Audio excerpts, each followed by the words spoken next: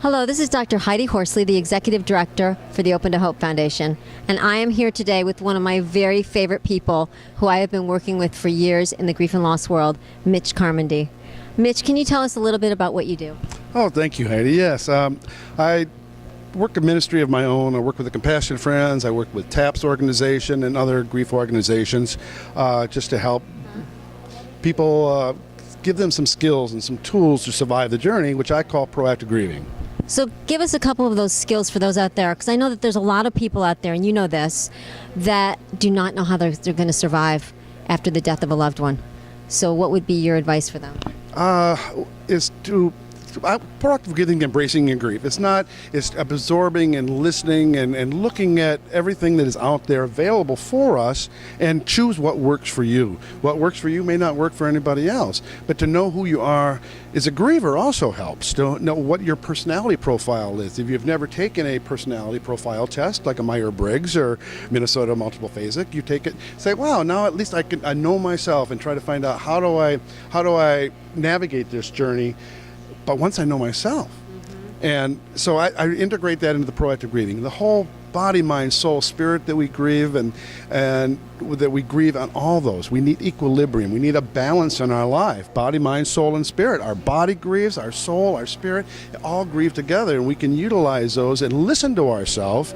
We end up talking in mind. We listen to the intellect. With mind is kind of governing how we grieve, when our body is trying to tell us, no, you've got to slow down, you've got to do this. We have to listen to our body, and then we listen to our gut feeling from the spirit, from that feelings that we get, and we know this feels right. Do a thing called somatic integration in a workshop, and I'll show people that, something really scary, and bam, you get scared, and you hyperventilate, your heart beats, your heart races, and we try to protect ourselves, and so we ended up crunching our whole body down because we're getting into that fight or flight response, and we don't even know that we're holding all this in.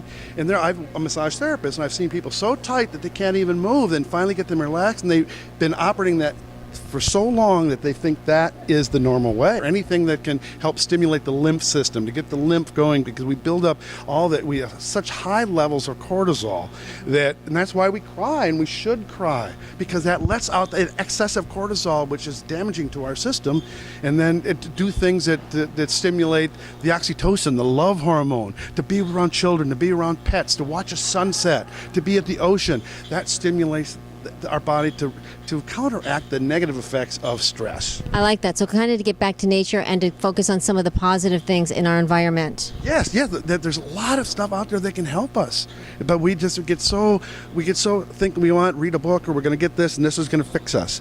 And when we have a broken heart, when you have something's broken, what do you do with it? You either throw it out, you repair it.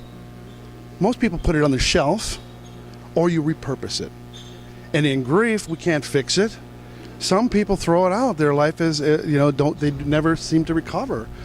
And then the other people become bigger and better than they've ever been. They repurpose their life. I don't like the word new normal, but I like repurpose. And we can repurpose and refocus our lives in legacy to our loved one. That's turning loss to legacy. That is proactive grieving. Where can people find you if they would like to get your help and get more information about what you're doing? Well, my website is heartlightstudios.com or .net, or Facebook. Just Facebook Mitch Carmody or Google Mitch Carmody, and you get all my information. And I'd love to come to a city and speak, and just help anybody that is bereaved. And Mitch is serious. He is all heart. He lives, breathes, and sleeps his mission.